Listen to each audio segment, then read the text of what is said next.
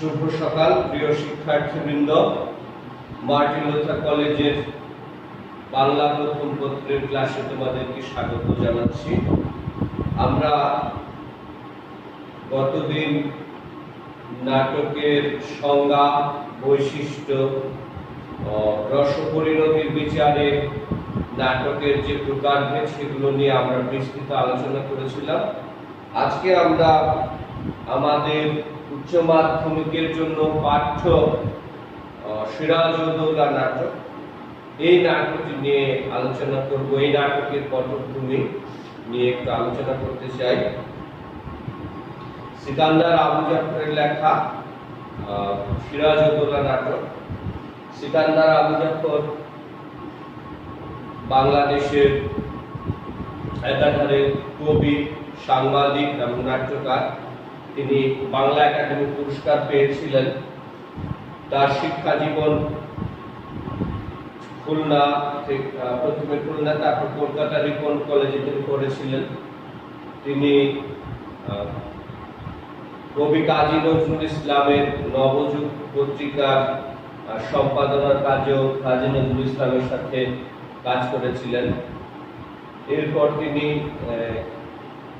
দেশ ভাগের পরে 1947 সালে ভারত পাকিস্তান যখন ভাগ হয়ে যায়, তখন তিনি পূর্ব পাকিস্তান তথা ঢাকায় চলে আসেন এবং পাকিস্তান বেতারের স্টাফ রাইটার হিসেবে কাজ করেন। তিনি পত্রিকার সম্পাদনা করেছেন। বাংলাদেশের মুক্তিযুদ্ধের সময় 1971 সালে কলকাতা থেকে সাপ্তাহিক অভিযান পত্রিকা প্রকাশিত হয়েছিল, সেটি তিনি সম্পাদনা করেছিলেন। এছাড়া তিনি বাংলা সাহিত্যের, বিশেষ করে পূর্ব পাকিস্তানের, পূর্ব বাংলার নবীন কবি সাহিত্যিক শিল্পীদের, লেখকদের যে নতুন উৎসাহ উদ্দীপনার মধ্য দিয়ে যে পত্রিকাকে ঘিরে এই নতুন লেখকদের আগমন ঘটেছিল, সিকান্দার আবু জাফরের সম্পাদনায় নবযুগ পত্রিকা, এই পত্রিকাও তিনি সম্পাদনা করেছিলেন। তিনি কতগুলো নাটক লিখেছেন, তার মধ্যে সিরাজউদ্দৌলা নাটকটি বিখ্যাত। এছাড়া মাকড়সা, মহাকবি আলাউল, এই নাটকগুলো শকুন্তলা খান এই নাটকগুলো লিখেছিলেন। তো তার সিরাজউদ্দৌলা নাটকটি নিয়ে, এই নাটকের যে পটভূমি সেটি নিয়ে আমি আজকে তোমাদের সাথে একটু আলোচনা করতে চাই। কেননা নাটকের পটভূমি না জানলে, না বুঝলে এই নাটকটি আমরা বুঝতে পারবো না, অনুধাবন করতে পারবো না। সিরাজউদ্দৌলা নাটকের আলোচনা প্রসঙ্গে ক্রমে আমি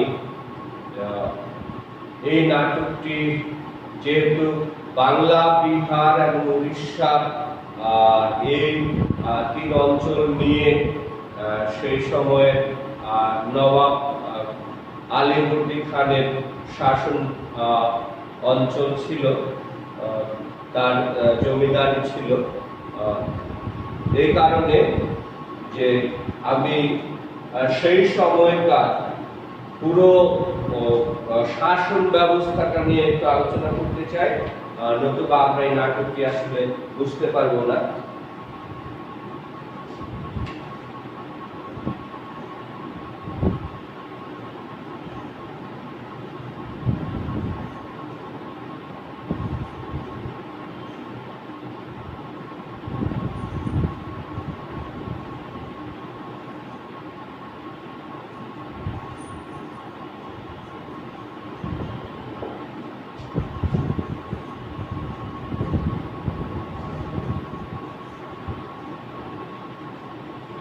ভারতবর্ষ যে কেন্দ্রীয় শাসন ব্যবস্থা যেটি ছিল, যে দিল্লি থেকে মুঘল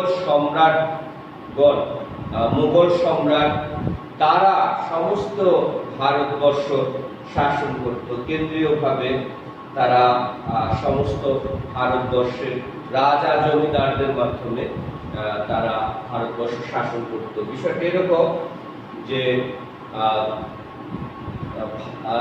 দিল্লির শাসকদের অধীনে, নবাবদের অধীনে, সুলতানদের অধীনে সমস্ত ভারতবর্ষ বিভিন্ন রাজা এবং জমিদারদের অধীনে ছিল এবং সামন্ত রাজা বা জমিদার এরা দিল্লির হয়ে প্রতিনিধি হয়ে, দিল্লির শাসকদের প্রতিনিধি হয়ে তারা ভারতবর্ষ শাসন করত এবং তারা বছরান্তে প্রত্যেক বছর দিল্লির সম্রাটকে তারা বার্ষিক যে নজরানা বা বার্ষিক যে খাজনা সেটি তারা দিল্লির নবাবকে তারা পরিশোধ করত।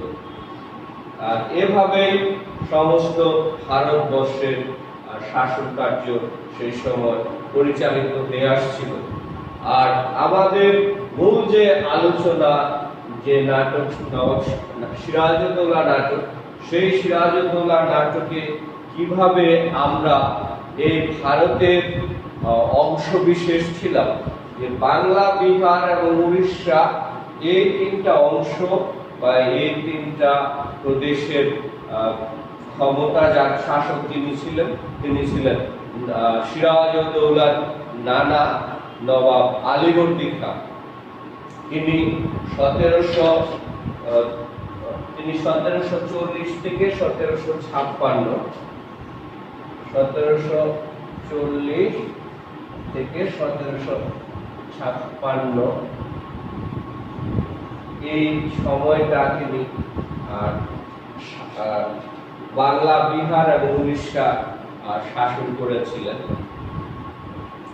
তো 1756 সালে যখন নবাব আলীবর্দী খাঁ মারা গিয়েছিলেন, তখনই তরুণ যুবক তার দৌহিত্র বা নাতি, তা আমেনা বিবির ছেলে, তার বড়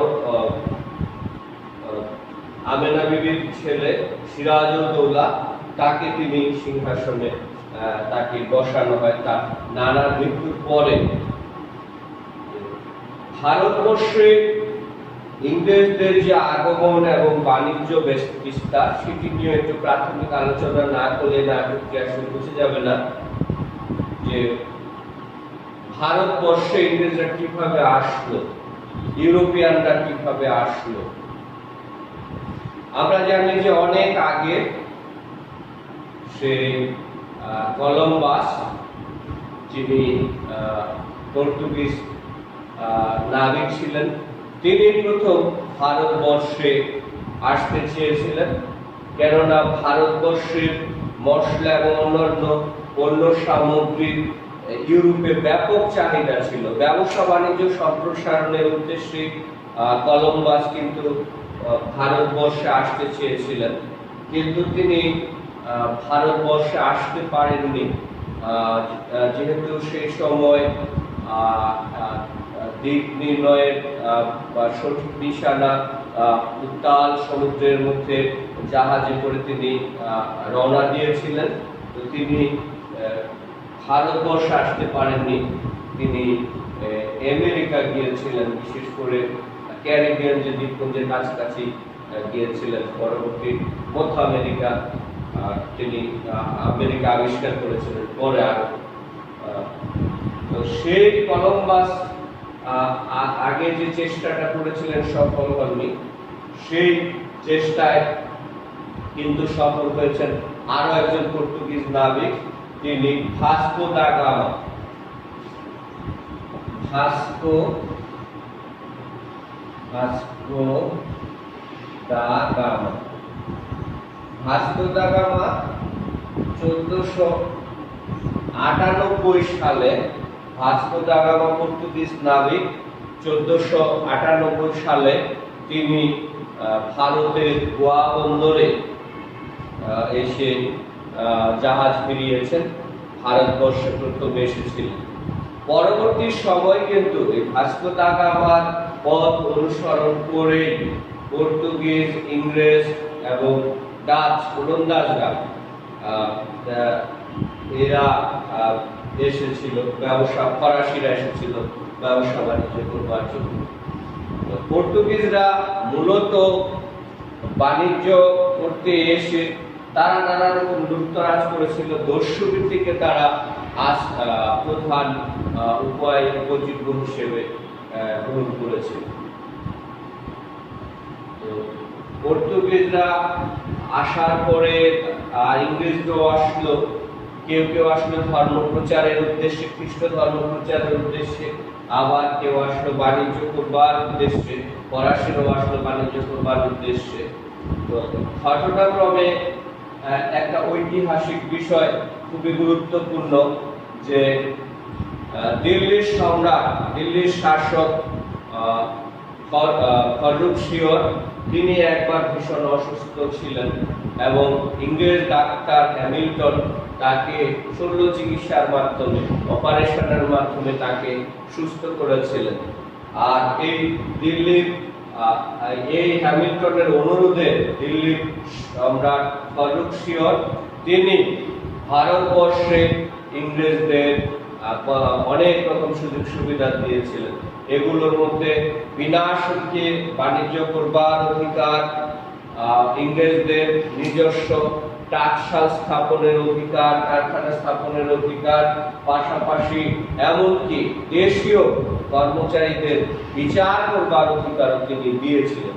সুতরাং ইংরেজরা অবাধ ক্ষমতা এই দিল্লির শাসকের কাছ থেকে পেয়েছিলেন।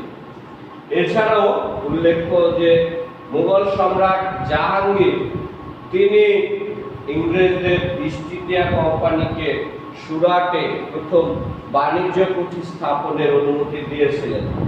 এই ঘটনাটি এক পরবর্তীকালে কিন্তু বিরাট একটা ঘটনা হয়ে দাঁড়ায় এবং ভারতবর্ষের ইতিহাসকে নিয়ন্ত্রণ করে। যে এরপরে ইংরেজরা ভারতে তাদের ক্ষমতা, প্রভাব, প্রতিপত্তি বিস্তার, বিশেষ করে এদেশের রাজনীতিতে তারা হস্তক্ষেপের চেষ্টা করে। আর মুঘল সম্রাট ফররুখশিয়রের কাছ থেকে ক্ষমতা পেয়ে তারা বিভিন্ন জায়গায়, তারা হুগলিতেও কারখানা স্থাপন করে এবং ব্যবসা বাণিজ্যের প্রসারে মনোযোগী হয়। ঘটনাক্রমে যদিও দিল্লির বাদশাহ ফররুখশিয়র তাদের ইংরেজদের অবাধ ক্ষমতা দিয়েছিলেন, বিনা শুল্কে বাণিজ্য করবার, এমনকি জমিদারি লাভ করবার অধিকার দিয়েছিলেন, নিজস্ব টাকশাল স্থাপনের অধিকার দিয়েছিলেন, তারপরেও বাংলার শক্তিশালী শাসকরা কিন্তু মুঘল সম্রাটের এই ধরনের ফরমান, অন্যায় সুযোগ সুবিধা ইংরেজদের তিনি যা দিয়েছিলেন সেটা কিন্তু তারা মেনে নেননি। শক্তিশালী শাসক ছিলেন বাংলার শাসক, সেই নবাব আলীবর্দী খাঁর আগে মুর্শিদকুলি খাঁ, সরফরাজ খাঁ, এরা মুঘল সম্রাটের এই অন্যায়ের কাছে, অন্যায় ফরমানের কাছে মাথা নোয়াননি।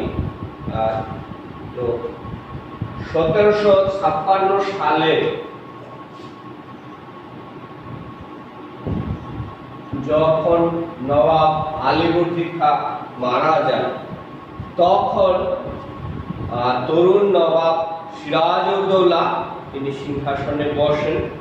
আর এই সিংহাসনে বসবার পরে ইংরেজরা তখন আবার ষড়যন্ত্রে লিপ্ত হয়। ফরাসি এবং ইংরেজরা হাতে হাত মিলিয়ে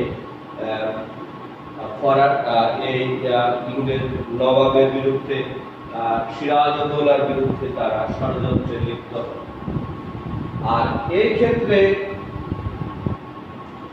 নবাব সিরাজউদ্দৌলা যারা কাছের মানুষ, তার প্রধান সেনাপতি সিপাহসালার মীর জাফর, রাজা রাজবল্লভ, রায়দুর্লভ, খসকি বেগম, এরা ইয়ার লুৎফর খা সহ অনেক রাজমাত্যবর্গ এবং সেনাপতিরা ক্ষমতার লোভে, অর্থের লোভে তারা ষড়যন্ত্রের ফাঁদে পা দেয় এবং উমিচাঁদ, মানিকচাঁদ, রায়দুর্লভ, রাজবল্লভ এরা সকলে মিলে খসেটি বেগম কিভাবে তরুণ নবাব সিরাজউদ্দৌলাকে ক্ষমতাচ্যুত করা যায়, গদিচ্যুত করে নিজের পছন্দের মতো লোক বসিয়ে তাদের স্বার্থ হাসিল করা যায়,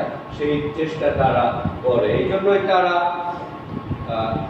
শওকত জঙ্গকে সিরাজের প্রতিপক্ষ হিসেবে দাঁড় করিয়ে দেয়। শওকত জঙ্গ বিদ্রোহ করে সিরাজের বিরুদ্ধে।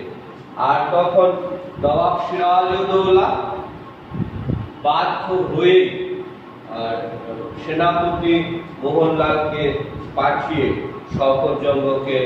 শওকত জঙ্গের বিদ্রোহ দমন করেন, তাকে হত্যা করেন। এই সমস্ত ঘটনার পরেও কিন্তু এই ষড়যন্ত্রকারীরা থেমেছিল না। তারা ইংরেজদের colonel Robert Clive, admiral Watson, doctor Holwell সহ অন্যান্য ইংরেজদের সাথে আঘাত করে যোগ সাজেশে তারা ষড়যন্ত্রে লিপ্ত হয় এবং নবাব সিরাজের বিরুদ্ধে তারা সর্বশেষ 1757 সালের 23শে জুন তারা পলাশীর প্রান্তরে যুদ্ধে লিপ্ত। তো আমরা নবাব সিরাজউদ্দৌলার সামরিক সক্ষমতা যদি দেখি, নবাবের সৈন্য, অস্ত্র, গোলাবারুদ, কামান ইংরেজদের তুলনায় অনেক অনেক বেশি ছিল।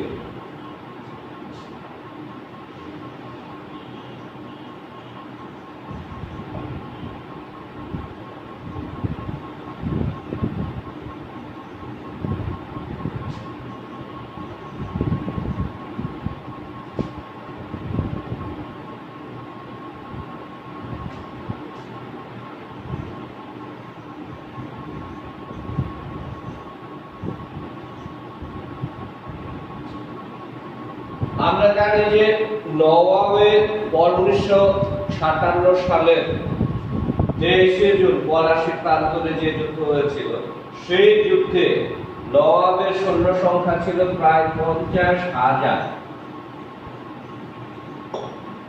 আর নবাবের কামানের সংখ্যা ছিল 53টি এবং তার প্রচুর পরিমাণে অস্ত্র, গোলাবারুদ ছিল।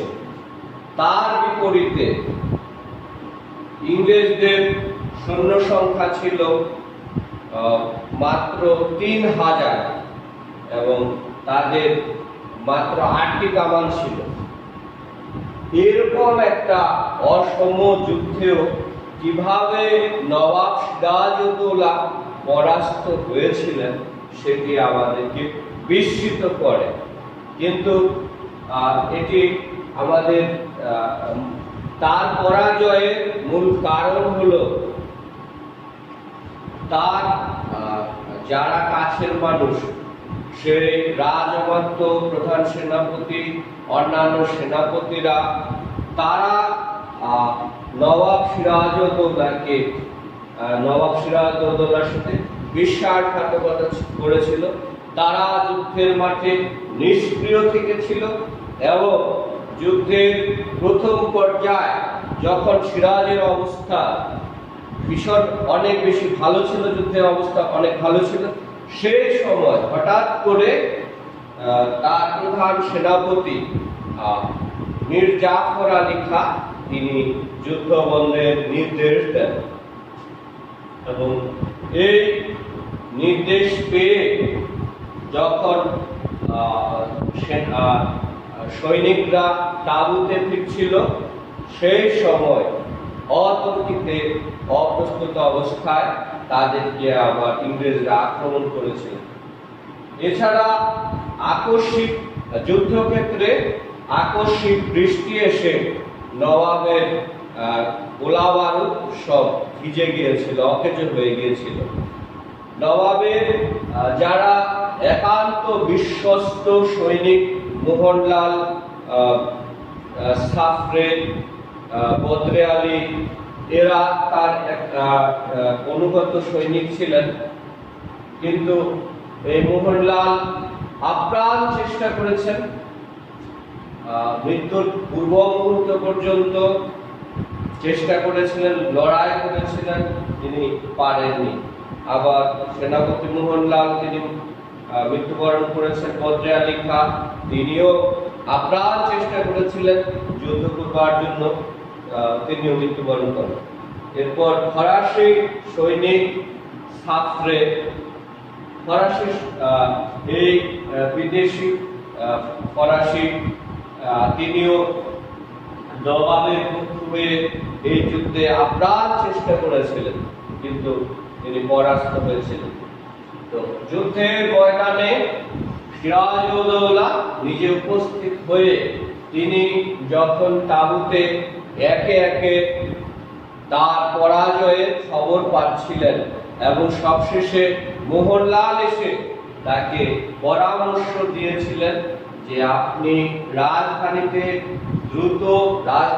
চলে যান, নতুবা ইংরেজ পক্ষ এবং বিশ্বাসঘাতক মির্জাফররা আপনাকে এখানে বন্দী করবে এবং হত্যা করবে। সেই ভয় থেকে, সে আশঙ্কা থেকে তিনি পরামর্শ দিয়েছিলেন যে আপনি এই মুহূর্তে রাজধানীতে চলে যান এবং সেখানে গিয়ে, মুর্শিদাবাদে গিয়ে আপনি রাজধানীটা অন্তত সৈনিক সংগ্রহ করে যে কোনো মূল্যে হোক অন্তত আপনি রাজধানীটা রক্ষা করুন। তো নবাব সিরাজউদ্দৌলা তিনি মোহনলালের পরামর্শ ক্রমে রাজধানীতে ফিরে গিয়েছিলেন। তিনি নিজে রাজকোষ উন্মুক্ত করে দিয়ে তিনি সৈন্য সংগ্রহের চেষ্টা করেছিলেন, একটা প্রতিরোধ করবার জন্য শেষ চেষ্টা করেছিলেন। কিন্তু সেখানেও তিনি বিশ্বাসঘাতকতার শিকার হয়েছেন। অনেকেই সৈন্য সংগ্রহের নামে তার কাছ থেকে, রাজকোষ থেকে বিপুল পরিমাণ অর্থ তারা নিয়ে গিয়েছিলেন, কিন্তু কেউ আর ফিরে আসেনি, সৈন্য সংগ্রহ করে আসেনি। এমনকি নবাবের শ্বশুর তিনিও সিরাজের সাথে বিশ্বাসঘাতকতা করেছিলেন। তিনিও বিপুল অর্থ নিয়ে সৈন্য সংগ্রহের নাম করে চলে গিয়েছিলেন, কিন্তু আর ফিরে আসেননি। যে সিরাজ রাজধানীতে ফিরে গিয়ে সাধারণ মানুষকে উদ্বুদ্ধ করবার চেষ্টা করেছিলেন, সৈন্য সংগ্রহ করবার চেষ্টা করেছিলেন, নিজের রাজধানী রক্ষা করবার শেষ চেষ্টা করেছিলেন, আকুতি জানিয়েছিলেন, কিন্তু কেউ তার পক্ষে এগিয়ে আসেনি। শূন্য দরবারে যখন নবাব একা দাঁড়িয়েছিলেন, সেই সময় তার স্ত্রী লুৎফুন্নেছা তিনি এসে তাকে সান্ত্বনা দিয়েছিলেন। এরপরে আত্মরক্ষার তাগিদে তিনি নবাব তার প্রিয় ভাজন বন্ধু সুরিত পাটনার জমিদারের কাছে আশ্রয় নেওয়ার জন্য তিনি পালিয়ে গিয়েছিলেন, কিন্তু তার শেষ রক্ষা হয়নি। পথে ভগবান গোলার কাছে তিনি মির্জাফরের ভাইয়ের হাতে ধরা পড়েন এবং সেখান থেকে তাকে আবার বন্দী করে রাজধানীতে নিয়ে আসা হয় এবং তাকে হত্যা করা হয়। তাকে যে হত্যা করেছিল সে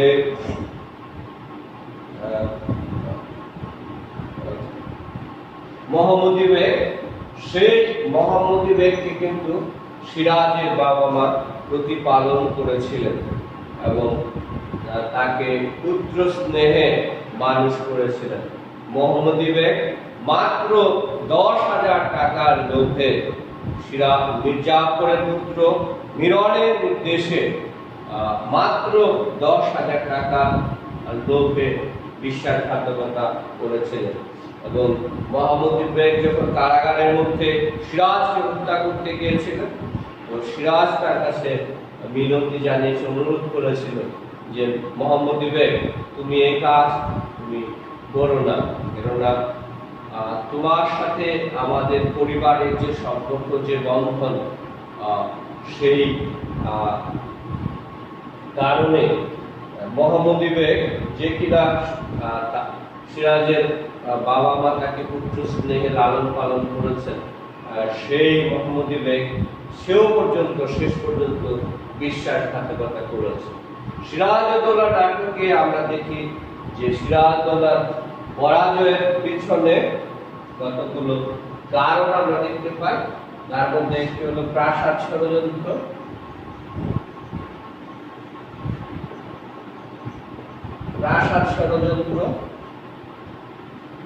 দুই হলো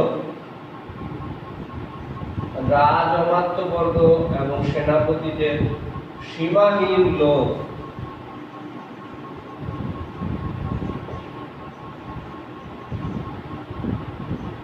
এবং দেশপ্রেমের অভাব।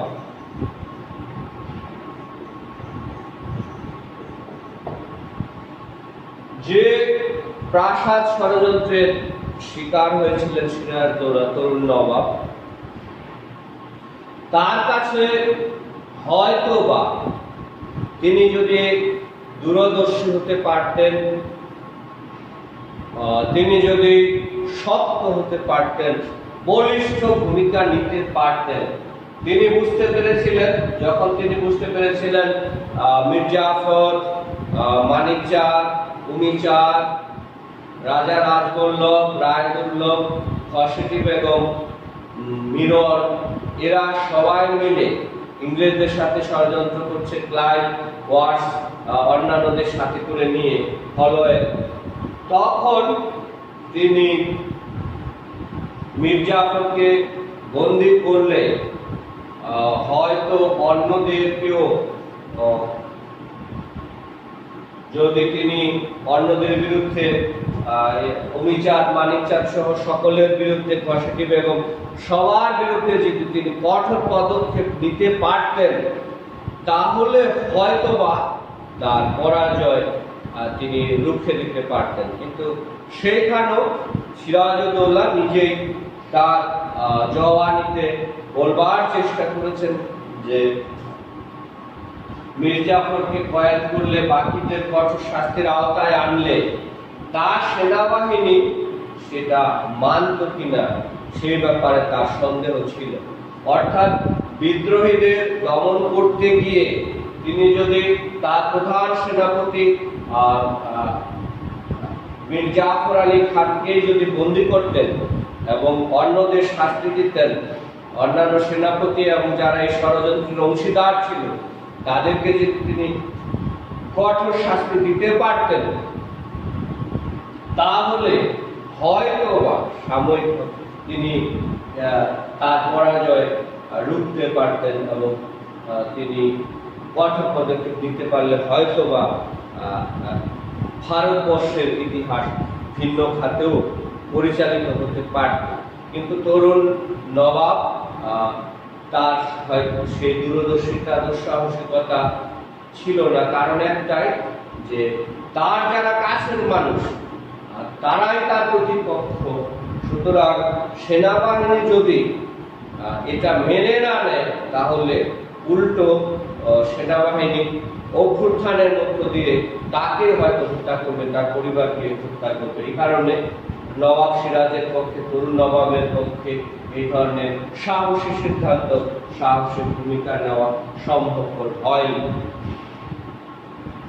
তো আমরা সিরাজউদ্দৌলা নাটকের যে পটভূমি আমরা জানি, যে মূলত ইংরেজরা ব্যবসা বাণিজ্য করবার উদ্দেশ্যে এসেছিলেন এবং সেখানকার নবাবের কাছে বিভিন্ন অজুহাতে নানা রকম সুযোগ সুবিধা পেয়েছিলেন। সম্রাট জাহাঙ্গীর তাদেরকে সুরাটে প্রথম বাণিজ্য স্থাপনের অধিকার দিয়েছিলেন। এরপর বাংলার যুবরাজ সুবাদার নবাব তার কাছ থেকে 1732 সালে এরা সেই হুগলিতে বাণিজ্য কারখানা স্থাপন করতে সক্ষম হয়েছিল। এরপর তারা ক্রমান্বয়ে কলকাতার গোবিন্দপুর, সুতানকিয়া এবং কলকাতার মিলে এই 3টি গ্রাম তারা কিনে নিয়েছিলেন এবং পরবর্তীকালে কলকাতা নগরী তারা প্রতিষ্ঠা করেছিলেন, এখানে ফোর্ট উইলিয়াম দুর্গ প্রতিষ্ঠা করেছিলেন। এই যে ঐতিহাসিক ঘটনা, যে পরবর্তী সময় 1757 সালে 23শে জুন পলাশীর প্রান্তরে আম্রকাননে যে যুদ্ধ সংঘটিত হয়েছিল, সেই যুদ্ধে বিজয়ের মধ্য দিয়ে তারা ভারতবর্ষে ইস্ট ইন্ডিয়া কোম্পানি প্রথমে বাণিজ্য করবার যে লক্ষ্য নিয়ে এসেছে, পরবর্তীকালে কিন্তু ইস্ট ইন্ডিয়া কোম্পানি সমস্ত ভারতবর্ষ তারা দখল করে নিয়েছিল। একের পর এক তারা যুদ্ধ করে এখানকার স্থানীয় জমিদারকে পরাস্ত করে, এমনকি দিল্লির নবাবদেরকেও তারা পরাস্ত করে সমস্ত ভারতবর্ষ তারা দখল করে নিয়েছিল। ব্যবসা বাণিজ্য এবং রাজকার্য পরিচালনা করেছিল প্রায় 150 বছর। তো এই ছোট্ট ঘটনা এক অর্থে বলা যায় যে পলাশীর প্রান্তরে পলাশীর যুদ্ধে পরাজয়ের ঘটনাটি কিন্তু শুধু বাংলা, বিহার এবং উড়িষ্যার ঘটনা পরাজয়ের কলঙ্ক চিহ্ন হয়েই থাকলো না, সমস্ত ভারতবর্ষকে তারা পদানত করে তাদের শাসন ব্যবস্থার যে দুর্দণ্ড প্রতাপ, অত্যাচার নির্যাতনের যে দুর্দণ্ড প্রতাপ, সেই ত্রাসের সেই রাজত্ব তারা পরবর্তী সময় কায়েম করতে সক্ষম হয়েছিল।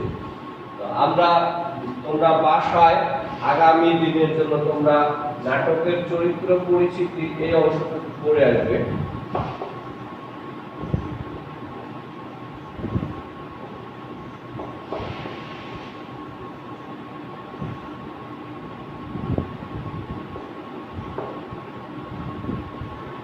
নাটকটি বুঝতে হলো আমাদের নাটকের যে চরিত্রগুলো রয়েছে, পাত্র পাত্রী রয়েছে, সেগুলো আমাদের জানতে হবে।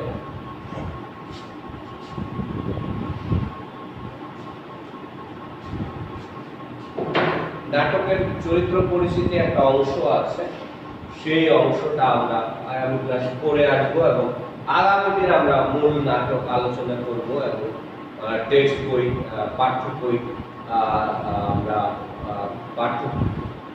পাঠ্য বই থেকে আমরা নাটকটি তোমাদের পড়াবো।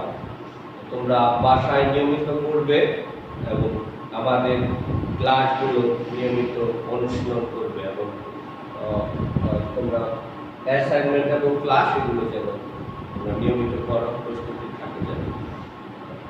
তোমাদের সবাইকে আবার ধন্যবাদ জানিয়ে আজকে আমার ক্লাস শেষ।